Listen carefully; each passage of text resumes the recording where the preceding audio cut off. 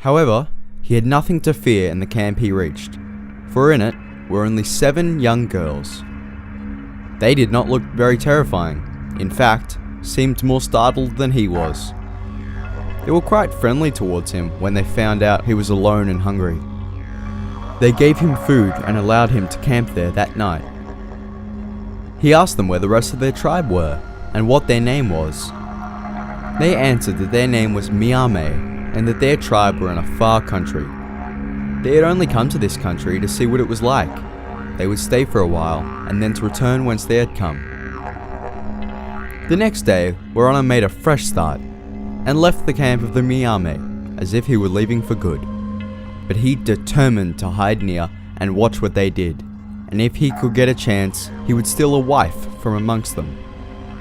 He was tired of travelling alone. He saw the 7 sisters all start out with their yam sticks in hand. He followed at a distance, trying not to be seen.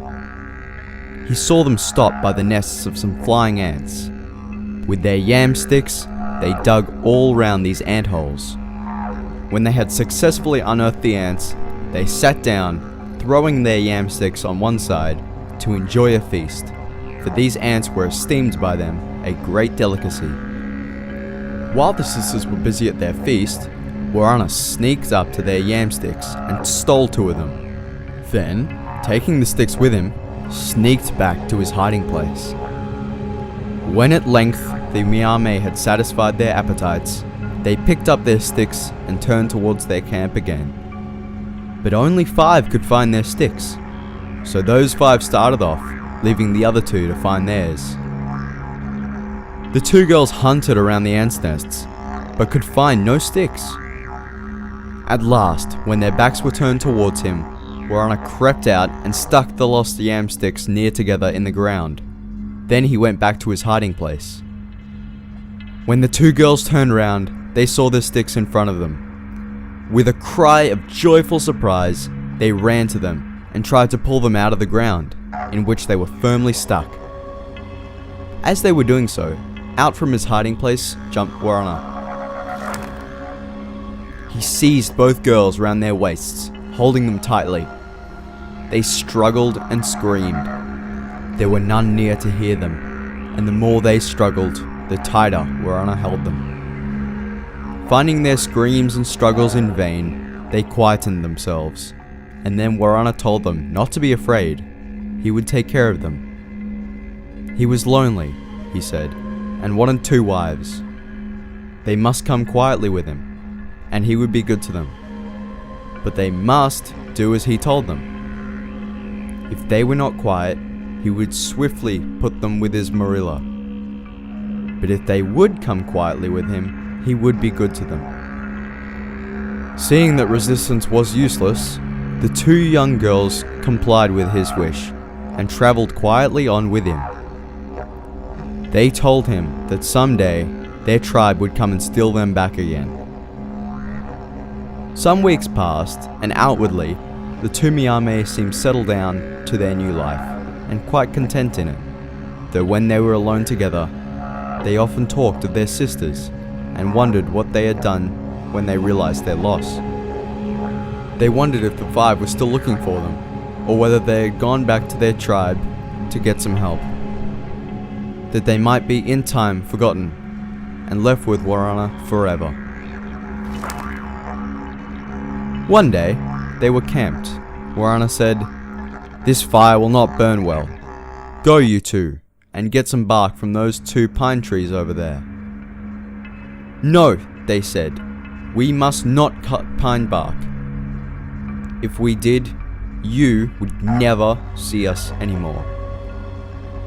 "Go, I tell you. Cut pine bark. I want it."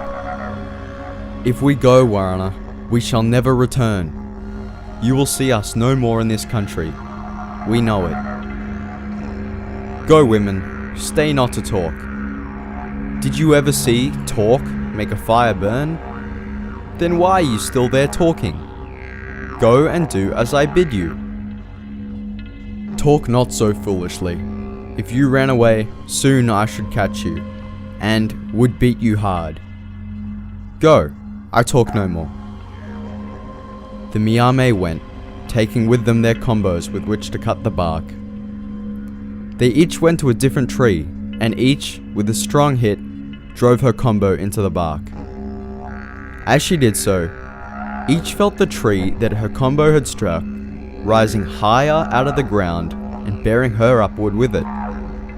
Higher and higher grew the pine trees, and still on them, higher and higher from the earth, went the two girls.